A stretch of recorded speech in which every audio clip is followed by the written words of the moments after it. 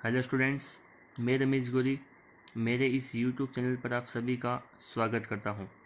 BSc third year का paper quantum mechanics हमने start किया है और आज का जो हमारा टॉपिक है वो है bore hypothesis on the basis of D Broglie hypothesis, या हम कह सकते हैं जस्टिफिकेशन फॉर द रिलेशन, है ना, डी ब्रोगली अभिधारणा के आधार पर बोर की अभिधारणा।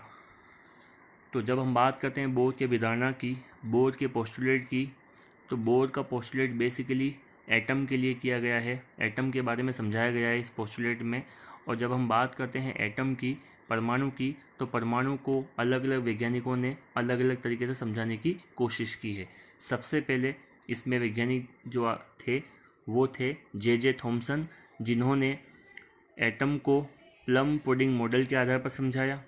उसके बाद में वैज्ञानिक रदरफोर्ड ने अल्फा पार्टिकल स्कैटरिंग के आधार पर एटम को समझाने की कोशिश की, और उनकी कुछ कमी को आगे चलकर नील्स बोर 1913 में वैज्ञानिक नील्स बोर ने अपनी हाइपोथेसिस, है ना, बोर हाइपोथेसिस के ज़रिए 3 पोस्टुलेट के माध्यम से, अलग अलग 3 अभिग्रहितों के माध्यम से एटम को काफ़ी हद तक समझाया।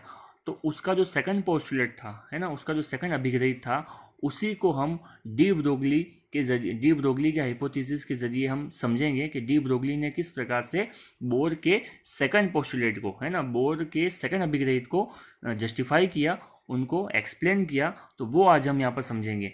तो सबसे पहले हम ये देखते हैं कि बोर का सेकंड पोस्टुलेट आखिर था क्या। तो बोर का सेकंड पोस्टुलेट क्या था, तो जरा यहाँ देखिए आप, ये अगर एक परमाणु है ना, हम परमाणु उसको लेते हैं यहाँ पर, तो यहाँ ये न्यूक्लियस है, ये इलेक्ट्रॉन है। तो ये इलेक्ट्रॉन जो है वो उन्हीं कक्षाओं में चक्कर लगाता है जिनके लिए कोणीय संवेग एल, है ना, एल एम वी आर जो है वो h/2 का पूर्ण गुणज होता है। यहाँ पर n क्या है, number of orbits, 1 2 3 and so on, है ना। तो यहाँ देख सकते हैं ये एम वी आर क्या, ये कोणीय संवेग है। इलेक्ट्रॉन जो है उन्हीं अलाउ कक्षाओं में चक्कर लगाता है जिनके लिए कोणीय संवेग क्या होता है, क्वांटाइज्ड होता है, या h/2 का पूर्ण गुणज होता है। ठीक है, तो ये हमारी सभी के नंबर, हमने इसको 1 बनाई। अब यहाँ पे m क्या है, m है यहाँ पर मास ऑफ इलेक्ट्रॉन, r क्या है यहाँ पर, r है रेडियस ऑफ द ऑर्बिट्स, है ना, जो कक्ष में घूम रहा होगा उसकी त्रिज्या, और v क्या है, स्पीड और velocity of the electron, electron की वेलोसिटी है जिस कक्ष में घूम रहा है वो। तो इस रिलेशन को, समीकरण नंबर जो 1 बनी हुई है ना, इसको हम जस्टिफाई करेंगे according to de Broglie hypothesis. तो डी ब्रोगली की हाइपोथेसिस क्या होती है, तो इस डी ब्रोगली हाइपोथेसिस को जब हम देखते हैं, तो ये हम पहले भी हमने इसको पहले वाले वीडियो में हमने इसको समझा था अलग अलग पार्टिकल्स के लिए। तो यहाँ बात इलेक्ट्रॉन्स की हो रही है। तो एक इलेक्ट्रॉन जब ये मूव कर रहा होता है, या अपन कह सकते हैं पार्टिकल अगर वी वेलोसिटी से मूव कर रहा है, तो उसके साथ में एक वेव एसोसिएट होगी। उस वेव का नाम क्या होता है, मैटर वेव्स होता है। उसकी वेवलेंथ अगर लैम्बडा है, तो ये मोमेंटम पी और लैम्बडा ये आपस में को रिलेटेड होते हैं। तो P is equal to h/λ, है ना। ये है डी ब्रोगली का रिलेशन। तो इसी डी ब्रोगली के रिलेशन के आधार पर हम इस रिलेशन, है ना, ये जो सेकंड पोस्टुलेट था उसको हम जस्टिफाई करेंगे। तो डी ब्रोगली ने किस प्रकार से इसको एक्सप्लेन किया वो हम देखते हैं यहाँ पर। तो देखिए ध्यान से,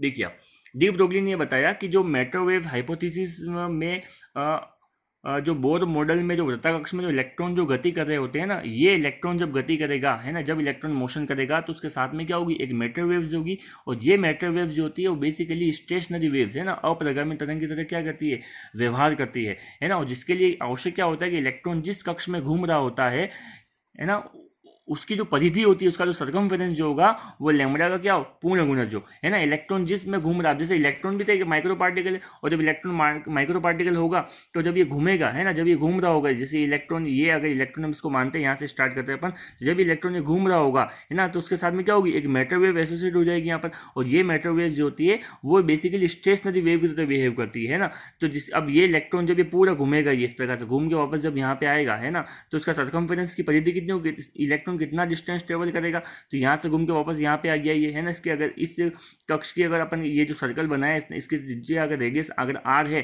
तो उसकी परिधि कितनी होगी, सर्कमफेरेंस कितना हो गया, 2πr, है ना। और यहाँ पर लिखा मैंने n लैम्बडा। अब ये समझते हैं n लैम्बडा कैसे आया। तो देखिए, जब इलेक्ट्रॉन यहाँ से घुमा, तो ये एक वेव बनी, देखो ये बनी कि नहीं बनी वेव, देखिए ना, ये वेव इस प्रकार से, ये देखो ये वेव बनी।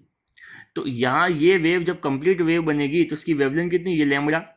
अब फिर आगे चलते अपन, फिर से ये देखो यहाँ पर अगेन ये एक और लैम्बडा, 2 लैम्बडा, फिर अगर आगे चलते अपन, ये कितना हुआ 3 लेमड़ा, और फिर आप चलते आगे तो ये कितना 4 लेमड़ा। तो यहाँ एन की वैल्यू कितनी आ गई 4। तो ये तो हमने जनरल लिखा है यहाँ पर, है ना, जनरल फॉर्म लिखी है यहाँ पर।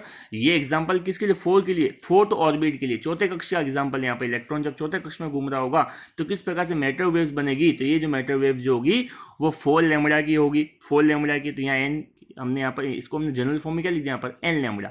ओके, तो इस प्रकार से हम देख सकते हैं यहाँ पर। जब हम आगे बढ़ते हैं, इसको हमने इक्वेशन नंबर 2 दे दिया, इस प्रकार से इक्वेशन नंबर 2 हो गया। अब हम आगे बढ़ते हैं इसमें और देखते हैं यहाँ पर किस प्रकार से रिलेशन आता है वो जरा समझते हैं अपन। तो देखिए यहाँ पर इस प्रकार से देखिए de Broglie relation, p is equal to h upon lambda. So lambda is equal to कितना आएगा, h upon p, p is equal to m v, m mass of electron, v क्या speed of electron. So lambda is equal to h upon m v. अब 3 की जो value है उसको 2 में रखते हैं अपन, जो पहले वाली इक्वेशन में। तो जैसे हमने यहाँ पर 2 पाई इजिकल टू एन, लैम्बडा की जगह रखा हमने एच अपॉन एम वी, तो एम वी को उधर ले जाइए और 2 पाई को उधर ले आइए, तो उसको एडजस्ट कर लीजिए आपस में। तो ये कितना आएगा, m v equal to n h upon 2 pi. और ये क्या है, this is the condition by, है ना, second postulate of the Bohr theory. यही तो है बोर का सेकंड पोस्टुलेट। इस प्रकार से डी ब्रोगली ने मैटर वेव्स के कंसेप्ट को लेकर, है ना, जो है बोर के सेकंड जो पोस्टुलेट था उसको यहाँ पर इन्होंने जस्टिफाई किया। बोर का सेकंड पोस्टुलेट, बोर का जो मॉडल था वो 1913 में आया था, और डी ब्रोगली का जो हाइपोथेसिस थी वो 1924 में आई। तो उसका मतलब ये हुआ कि बोर थ्योरी को सही ढंग से, या बोर के जो सेकंड पोस्टुलेट को सही ढंग से एक्सप्लेन करने में लगभग 11 वर्ष का समय लगा। उसके बाद जाकर इसको सही ढंग से एक्सप्लेन किया गया according to de Broglie hypothesis. तो ये डी ब्रोगली हाइपोथेसिस के जरिए हमने यहाँ पर आज बोर के सेकंड पोस्टुलेट को हमने यहाँ पर समझा। तो आई होप आपको ये वीडियो समझ में अच्छे से आया होगा। अगर आया तो उसको आप लाइक करिए, सब्सक्राइब करिए और आगे शेयर करिए। धन्यवाद।